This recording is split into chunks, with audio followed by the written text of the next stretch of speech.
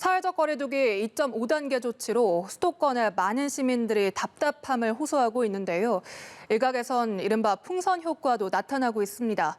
통제가 덜한 한강공원 등을 찾아 335 모여 술과 음식을 먹는 시민들의 모습 어렵지 않게 찾아볼 수가 있죠. 사회부 사건팀 곽준영 기자와 함께 현재 상황 짚어보겠습니다. 어서 오십시오. 안녕하십니까. 네, 곽 기자, 서울시의 이번 조치부터 다시 한번 정리를 해볼까요? 네, 그제였죠. 이 서울시는 사람들이 많이 몰리는 여의도와 뚝섬, 반포의 한강공원 출입을 막았습니다. 이 수도권 사회적 거리두기 2.5단계로 지나들면서 이 밤 9시 이후 식당과 주점을 이용할 수 없게 되자 많은 사람들이 한강으로 몰렸기 때문인데요.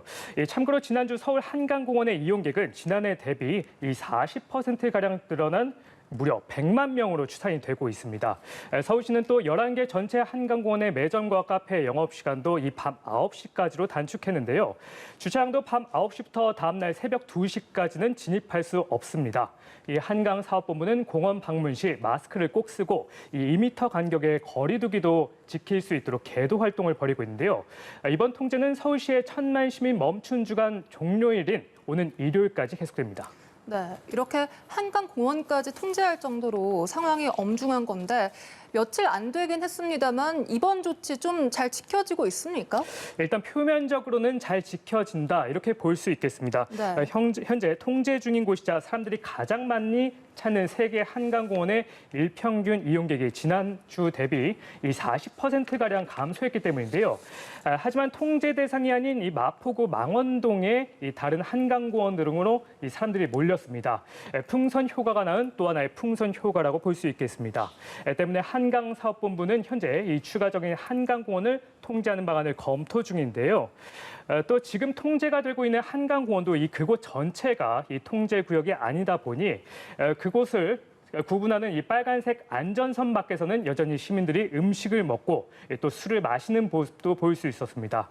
급한 대로 주요 배달 앱 8개 회사는 한강공원이 주문이 들어오면은 이 자제해달라고 안내문을 발송하고 있는데요. 하지만 서울시나 업체가 이 음식 주문 자체를 강제로 막을 수 방법은 없기 때문에 이 시민 의식이 그 어느 때보다 중요해 보입니다. 네, 시민의식이 그 어느 때보다 중요한 때인데 이렇게 한강을 방문한 분들의 마스크 착용은 좀 어떻습니까? 잘 지켜지고 있습니까? 네, 일단 방역 당국이 연일 마스크 제대로 쓰기를 강조하고 있죠. 하지만 지금도 이를 어기는 모습은 어렵지 않게 볼 수 있습니다. 네. 여전히 한강에선 충분한 거리 두기를 했다고 생각해서 이 마스크를 턱까지 내리거나 아예 쓰지 않는 모습을 심심치 않게 볼 수 있는데요. 그리고 여의도와 광화문 등 이 도심에도 인근 직장인들이 자주 찾는 크고 작은 공원들이 있지 않습니까? 특히나 요즘 식사 마치고 커피 한 잔 할 때가 마땅치 않다 보니 일회용잔을 들고 들어오는 시민들이 많이 보이는데요. 거기서도 마스크를 턱까지 내린 채 계속 대화를 하거나 독서를 하는 이른바 턱스크족을 종종 볼 수 있었습니다. 또 입은 가렸지만 코는 나와 있는 이른바 코스크족까지 이 마스크 착용 상태가 올바르지 않은 분들을 제법 볼 수 있었습니다. 최근 뚝섬 한강시민공원 편의점에 이 마스크 착용 상태가 불량했던 코로나 확진자도 다녀왔었죠. 이 때문에 이 시민 불안감이 클 수밖에 없는데요. 직접 시민들의 얘기 들어보겠습니다. 조금 무섭긴 하죠. 1.5단계로 이제 상승되면서 사람들이 더 잘 지켜야 되는데 안일하게 생각하시는 분들 보면은 조금 안타깝죠. 네. 말을 해서 고칠 수 있으면 좋겠지만 요새 뭐 영상도 많이 싸움이 일어나는 영상도 많이 나왔고 그래서 그냥 제가 어쩔 수 없이 피하게 되는. 네, 마스크 꼭 제대로 쓰셔야겠습니다.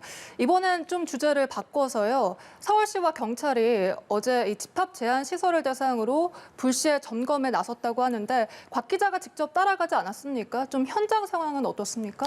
네, 이 서울시와 경찰이 합동 점검을 벌인 것은 이 서울 관악구의 성인 오락실이었습니다. 일단 서울에서 성인 오락실은 집합 제한 명령 업소로 분류가 되는데요. 네. 다시 말해서 방역 수칙만 잘 지킨다면 영업하는 것은 가능하다고 볼 수 있습니다.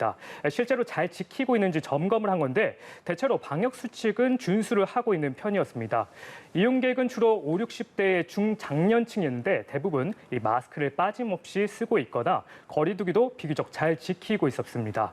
이 점검반은 발열 체크 여부와 출입자 명부 작성 등도 꼼꼼히 살펴봤는데요. 또 직접 명부에 있는 전화번호로 걸어 통화를 시도해서 이 본인 여부까지 확인해봤지만 별다른 문제는 없었습니다.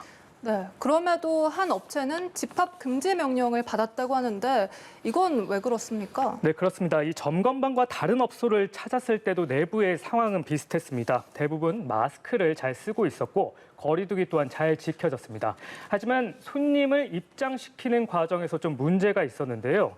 해당 업장은 출입자 명부도 다 작성했고 이 발열 체크도 모두 했지만 필수 방역 수칙 중에 하나인 신분증 검사를 소홀히 했습니다. 네. 영업장 직원도 이 부분이 미흡했다는 점을 인정했는데요. 직접 들어보시겠습니다.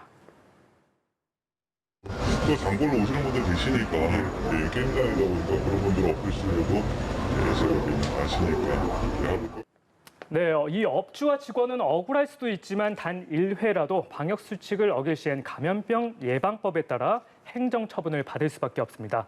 결국 이 업소는 2주간의 집합 금지 명령과 300만 원 이하의 벌금 처분을 받게 됐습니다. 서울시와 자치구는 관내 집합 제한 명령을 받은 업소를 대상으로 앞으로도 추가적인 점검을 벌여나갔다는 계획인데요. 방역 수칙 위반 업소에 대해서는 철저히 집합 금지 명령을 내리고 경찰에 고발하겠다는 입장입니다. 네, 지금까지 사건팀 곽준영 기자와 함께했습니다. 고맙습니다.